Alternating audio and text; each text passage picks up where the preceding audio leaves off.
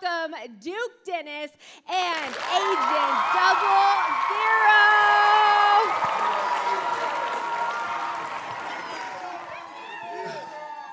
What's good, guys?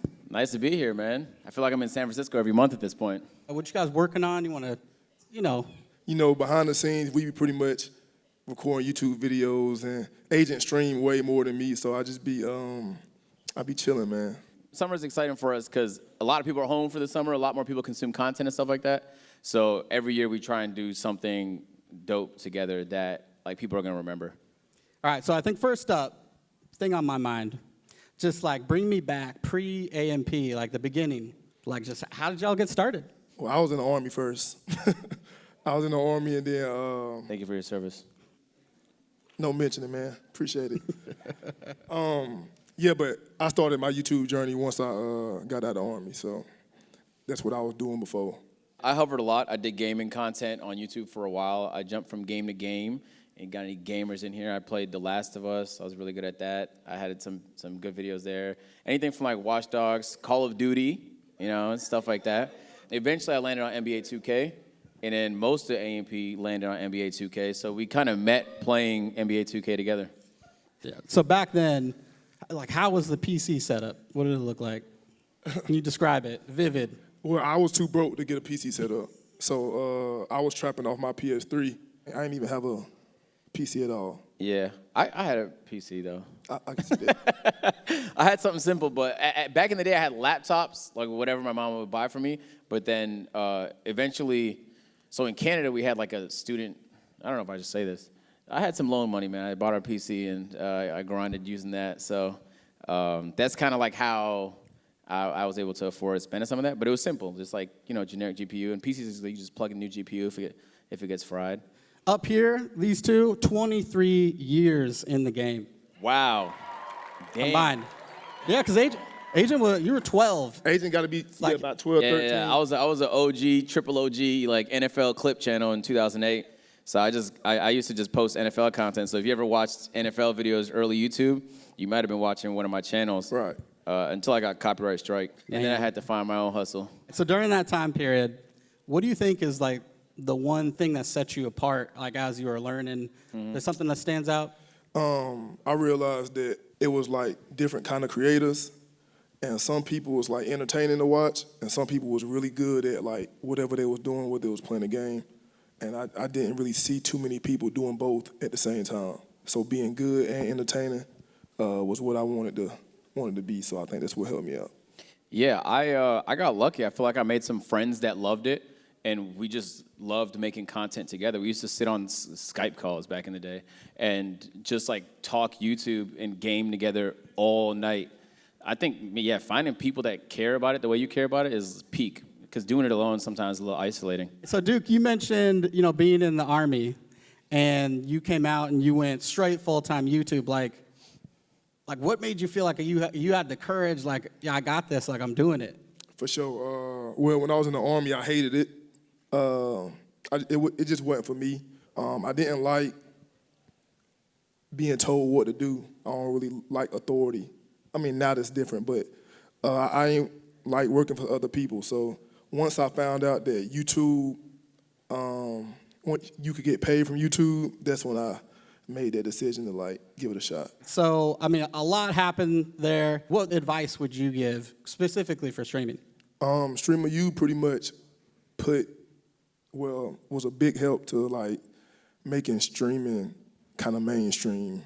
Now it's a lot of streamers, content creators that was watching Streamer U that want to give it a shot themselves. And I just think that since streaming kind of oversaturated right now, it's a lot of competition for like the new and up-and-coming content creators. So they're gonna have to pretty much work way harder to get recognized and come up with new and refreshing content if they want to actually be a content creator.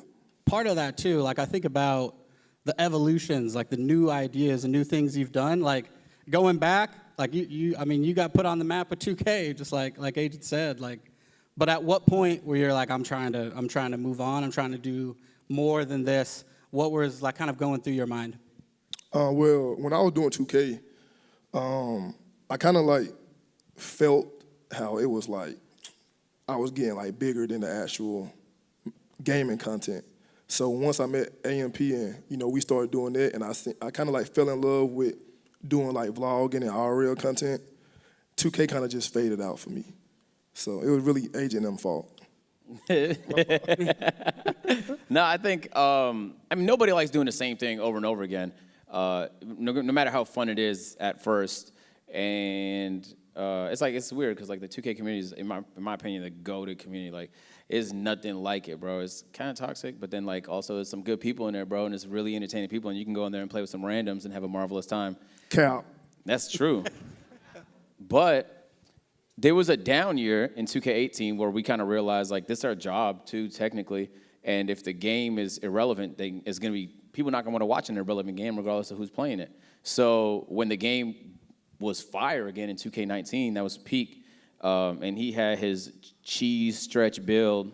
We just made an intention to use some of that momentum to try other things. Speaking of branching out, doing some new things, you've been documenting the fitness journey, my man. You looking good. Yeah, thanks. Appreciate it.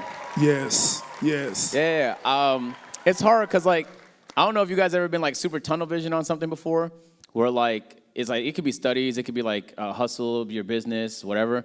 Sometimes you get so lost in something that, like, everything else is just, like, irrelevant, So I've had that happen a handful of times, and, sometimes your health just goes because you sacrificing sleep and you just overeating and stuff, building bad habits. But I feel like at a certain point, like, something's gonna break, And so I've been trying to take it a lot more seriously now. I did a challenge last year where I tried to get abs by the end of November. I didn't quite succeed, but I got some pretty great results. And so, yeah, I'm happy with how it's gone. And honestly, like, it's fire that I could do something for myself, but it could teach everybody else that, bro, if I could do it, like, why can't you do it? Like, I'm not special in any regard. That's how I started YouTube. I literally saw people post, and I thought, bro, I could do that. So if I could be that spark for somebody, and yeah, I feel like that's special. So going back to, we talked a little bit about, like, your early Clipper game. Like, are you still, you still doing your own editing right now? No. I got people that's better than me at editing that help me out with stuff like that. And, it seems like maybe 5 people deep, but it's like a smooth operation. Everyone handles something different a little bit. And everybody's team is a little bit different too, depending on, like, how much they stream and whether they focus on YouTube or clips or streaming and stuff like that. So there's no blueprint for some of the stuff we do. Like, if I see a TikTok that banged, I'd be like, yo, look at this. Or if I see a video that I thought had great storytelling, I'll share it with the team. But most of the team, like the people that edit, learn with me. So they kind of have, like, my editing style a little bit, and they know what I want too. So it doesn't take much. It's just communication. Some people are like, they want it their way, and it has to be their vision. But your editor is a creative person. You just have to trust them to be creative. And if they're not there skill-wise, you got to train them. And if you can't, it's because you're not there skill-wise. So you have to work on that. But before you get a team, you pretty much gonna have to do all that by yourself. Yeah. At first.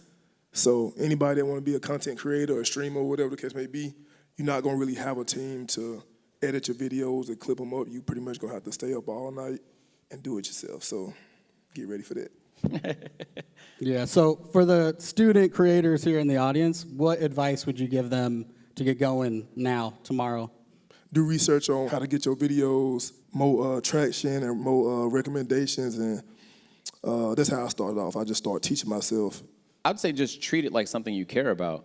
Compare with friends. Then when it comes to something that, matters a lot, like organic growth on social, you just have to study it. You have to look at what worked, what didn't work, compare. There's so many tools. There's, like, infinite ways you could do it now, and you just keep learning. Even the last, week, I've been learning a ton about short form because we're making it a little bit more of a priority, and I'm studying for it, Like, people think I'm an expert, but the game changes a lot. People fall off all the time because they can't keep up. So if you want organic growth, you have to understand how to use the platforms.